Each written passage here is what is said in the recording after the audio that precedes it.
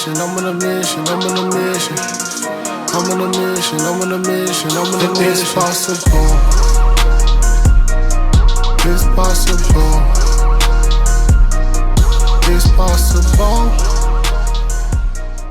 Yo, welcome everyone to a new video. So it's been a while since this situation has happened. I think it's like a week or maybe even more now. I was meant to make this video like 3 days ago. I tweeted about making it, but I've just been too busy. But I had a lot of thoughts about it. I tweeted a poll whether you guys wanted me to make a video on it or not. The majority of you guys said no, and there were some more passionate responses to it as well, even from artists. So I wasn't sure if I was gonna make a video on it, and then I still felt led to make a video on it. I had all these thoughts that I felt could be productive to future situations like this, so I guess I'll go over that. Now, first thing to get over with, because I think it's the biggest thing, whether it's sin or not, I believe it is. At least doing the act of it. Also, watching porn is a sin. Also, you know, there's a lot of sexual sins that I know a lot of guys deal with that can easily be compared to this. So I just want to get that out of the way. Doesn't mean I hate anyone that does it. The thing that I wanted to focus more on was the responses from both sides and things that I think they're missing. So the first thing that really stood out to me was for both sides, the opposing side. So, you know, people, you know, might be saying, you know, this is sinful, you need to repent, blah blah blah, and then mocking, being overly aggressive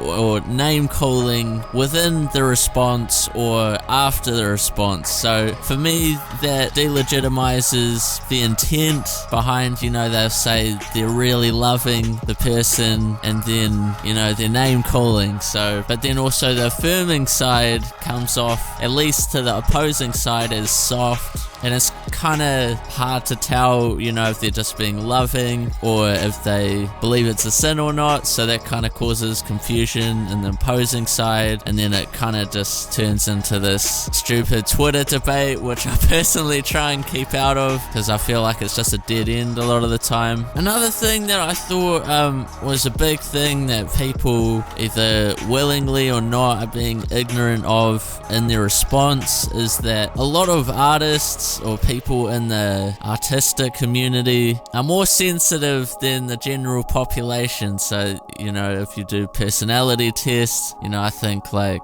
you know, a lot of majority of personality types that are into, you know, artistry are usually more sensitive, sometimes more introverted as well. I mean, obviously there's different ends of the spectrum, but a lot of the reason why artists can create such great art is because they're more sensitive to people's issues, people's perspectives. So I think that's one thing, you know, these people who, you know, might have a way different personality, very hard-hitting, a little insensitive. Sometimes that can be a good thing in a way, but obviously in situations like this, when you're having dialogue, these people come off as very hard-headed, and it comes off like they really don't care about the person. So I think that was, I guess, people look over that in their response. They'd rather burn the person, telling them the truth, than trying to have a conversation and winning them over that way. Also, the context. Now, I'm not your pastor, so don't take this as gospel, but in the context of people going public, exposing people's sin in the Bible, there was no internet back then. Going public is like your local area. It's not the entire world to scold over people. I'm guessing back then, immediate context, most people would have at least some sort of relationship with them. It's not like where, you know, there's people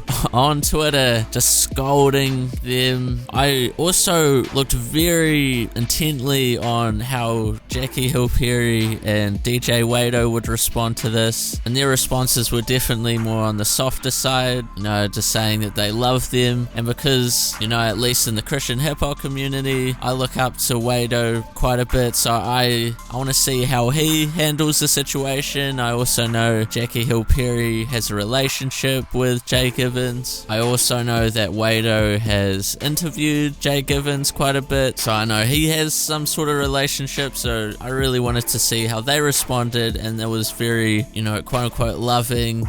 They weren't there to condemn him straight away. I'm sure they would have a lot more insight than the likes of a Seiko Woods or, you know, anyone else, you know, coming at JGivens. Now, another thing, I mean, he did make this public though, so that does open it up to public forum at least a little bit. Another thing that came to mind with this whole situation was John 8, 1-11. I know there was conversations about that, you know, condemning someone, you know, casting stones when, you know, you've got sin of yourself. I feel like that can be applied to this situation. Another thing that I found interesting was a response from someone. I personally didn't know about her before this. I don't know how valid all of this is, but I find it interesting. So her ad is at Liana Chastity. This whole thing pissing me off because JGivens has been one of, if not the most authentic, encouraging believers I know. Meanwhile, some of your other fave Christian hip-hop artists have been asking for nudes and sticking their hand up my skirt without consent and trying to get me to have sex. F out of here. Y'all don't know the half of your favorite Christian hip-hop artists' personal life, and this is partially why. Every time they try to let you into their real life, you crucify them so everyone in this circle can't be honest if they wanted to, and when they do, it's hella vague. I know many people who left the faith. I don't think one of the reasons has ever been because of Jesus, it's because how other Christians have treated them, and before you try to argue, think about it as a freaking human with emotions. Stop being religious robots for 2 seconds. So I don't know how much validity that has, but maybe there's more to be exposed in the future. Although it is disheartening in a way, I'd rather it be all exposed than us have this fake facade. I don't think that helps anyone. I think that leads to idolization. I'm actually thinking about maybe making a video about that. I saw Shaun of Trackstars on their latest episode talk a little bit about that, and I think I made a video way back about that, but probably pretty bad, so maybe I should redo it. You know, I'm not perfect, man. None of your favorite artists are. I went to this leadership conference for youth leaders, and there was a seminar on you know, the LGBTQAI plus community, and you know, it was very interesting for me because I haven't really looked into it much. I'm probably pretty ignorant. You know, you can still hold theological views but have more of an understanding of the other side. So yeah, I hope this at least brings some different perspective. That was my hope for this. Let's not try and tear each other down. Thank you guys for watching. Follow me on Instagram at DavidLivick, on Twitter at DavidLivick, and I'll see you guys in my next video.